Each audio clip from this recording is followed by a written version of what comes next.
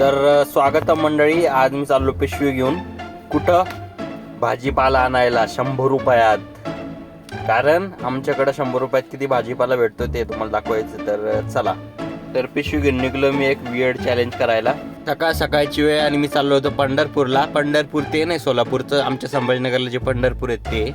आणि मग गाडी केली पार्क आणि बघू म्हणलं 100 रुपयात किती आयटम आहे ते. आणि सगळ्यात पहिले वांगे कसे, अर्धा किलो वांगे 15 रुपयाचे आणि मेथी 15 रुपयाची. मग 70 रुपये उरले. एवढी भाजी आली तशी. मग म्हणलं थोडे बटाटे घेऊन पाहू. 1 किलो बटाटे 20 रुपयाचे, अर्धा किलो टमाटे 5 रुपयाचे, कोथिंबीर 5 रुपयाची. अजून 40 रुपये बाकी होते आणि अर्धा मार्केट फिरायचं बाकी होतं. मग 20 रुपयाची पत्ताकोबी, वालाच्या शेंगा आणि कारले आणि 100 रुपये. बूम. लिटरली पिशवीत जागा नव्हती, मी जागा विकत घेतली.